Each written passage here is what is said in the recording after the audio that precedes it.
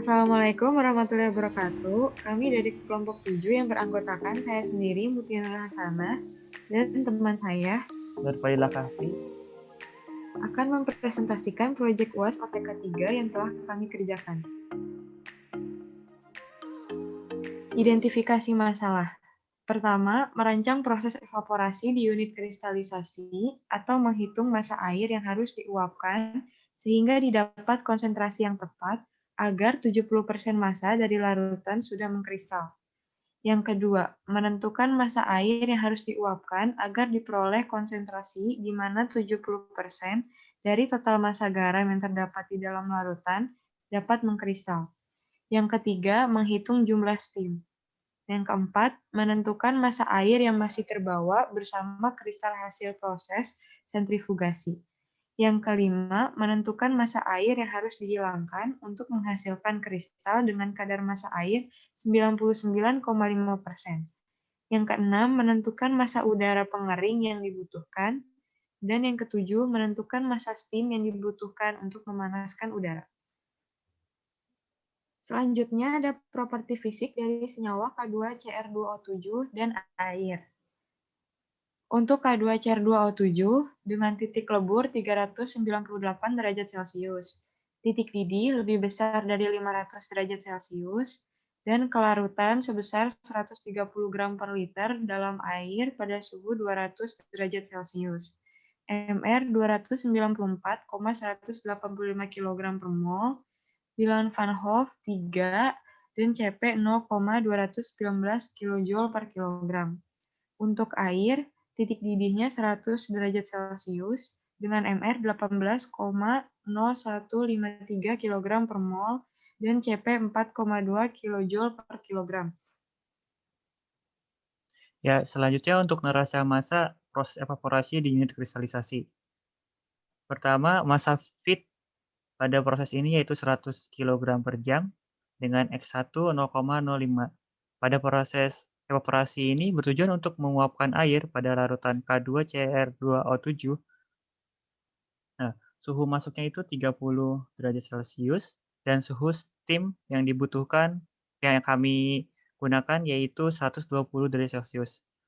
Massa steam yang dibutuhkan sebesar 105,37 kg per jam. Nah, pada proses ini didapat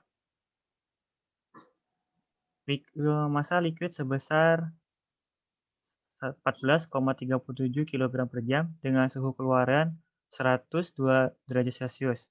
Maka dilakukan pendinginan di unit kristalisasi agar suhu 30 derajat Celcius itu menandakan 70% massa padatan sudah mengendap. Sebelum menjalankan proses evaporasi ini, kita harus mencari X2 yang tepat. Akan saya jelaskan di slide berikutnya. Nah, pada slide ini menjelaskan cara untuk mendapatkan X2 yang tepat. Kami menggunakan derajat solubility 30 derajat Celcius. Nah, dilihat dari sini. Nah, setelah melakukan perhitungannya sebagai berikut. Nah, setelah dilakukan perhitungan didapat X2 sebesar 0,3478 atau 0,38. Nah, tipe kristalisasi. Tipe kristalisasi yang digunakan yaitu Forced Circulation Crystallizer dari buku Crystallizer Selection and Design Richard C. Bennett. Nah, pemilihan ini juga dikarenakan grafik solubility K2CrO7 berbentuk normal, melengkung ke atas. Nah, dapat dilihat dari gambar ini, grafik K2CrO7 kami. Nah, ini menandakan bahwa cocok untuk menggunakan tipe forced circulation pada tabel 5.1 general karakteristik. Nah, ini tabelnya general karakteristik. Untuk tipenya kami gunakan forced circulation. Massa kristalnya itu berkisar 30 sampai 150 Taylor mesh. Solubility-nya tipe normal. Ya, untuk selanjutnya dilanjutkan oleh Mutia. Forced Circulation Crystallizer merupakan crystallizer yang menggabungkan proses pendinginan dan penguapan atau evaporasi untuk mencapai keadaan supersaturasi atau superjenuh. Prinsip kerjanya yaitu membuat larutan superjenuh dengan cara menguapkan pelarut dari larutan jenuh. Zat terlarut dari larutan jenuh ini kemudian mendingin dan membentuk kristal.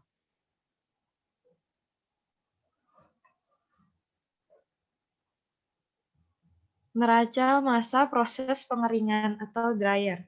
Pada proses pengeringan ini mengeringkan K2 Cr2O7 sehingga 99,5% dan hanya menyisakan air. Ulang lagi. Neraca massa dari neraca massa. Oke. Neraca massa proses pengeringan atau dryer. Pada proses pengeringan ini mengeringkan K2Cr2O7 hingga 99,5% dan hanya menyisakan air sebanyak 0,05%.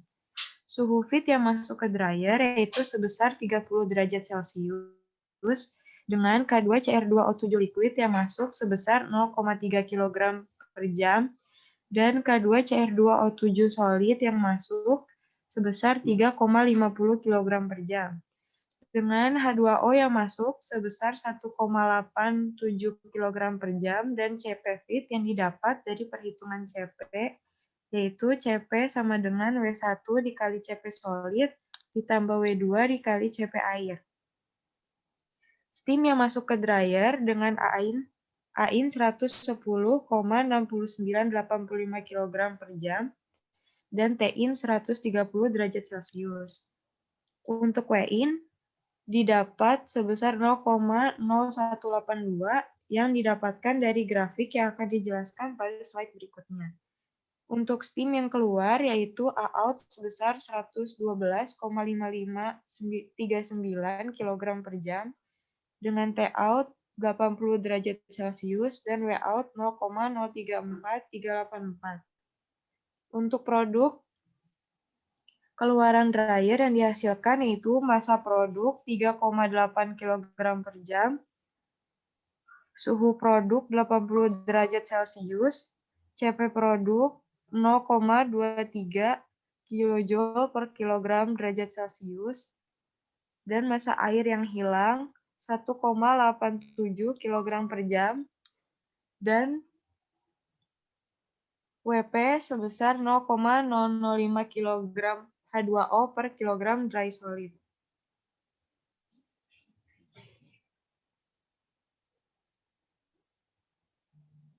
Berikut adalah grafik yang digunakan untuk mendapatkan nilai WIN. Kami mengasumsikan RH pada dryer sebesar 65%, sehingga dari lengkungan berwarna orange dapat ditarik garis sehingga didapat WIN sebesar 0,0182. Tipe dryer pada proses pengeringan digunakan yaitu jenis continuous vacuum band dryer. Karena ukuran kristal K2Cr2O7 seperti powder, maka digunakan dryer tipe continuous band vacuum dryer. Kondisi operasinya tekanan 15 mikrobar, suhu hot plate 130 Celcius untuk menguapkan air yang tersisa dari proses kristalisasi. Nah, di sini dapat dilihat prosesnya. Jadi uap panas itu dialirkan dari bawah untuk mengeringkan produk di atas. Nah, produk di atas ini akan produk ini akan menguap airnya dan akan berjalan ke sini. Setelah itu ke bawah untuk didinginkan. Nah, produk tersebut akan keluar pada suhu 80 derajat Celcius sesuai dengan perhitungan di Excel. Nah, ini itu gambaran produk K2CrO2 ya bentuk powder.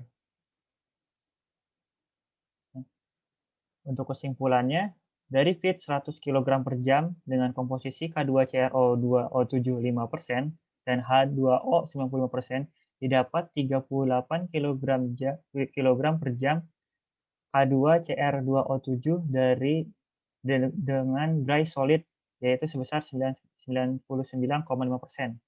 yaitu yang hanya menyisakan 0,05% air setelah melalui proses evaporasi, kristalisasi, dan drying. Lalu X2 yang tepat pada tahap evaporasi untuk mendapatkan 70% endapan, massa garam adalah 0,348 dan jumlah air yang menguap pada proses evaporasi yaitu sebesar 90,132 kg. Ya, cukup sekian presentasi dari kelompok kami. Kurang lebihnya mohon maaf. Wassalamualaikum warahmatullahi wabarakatuh.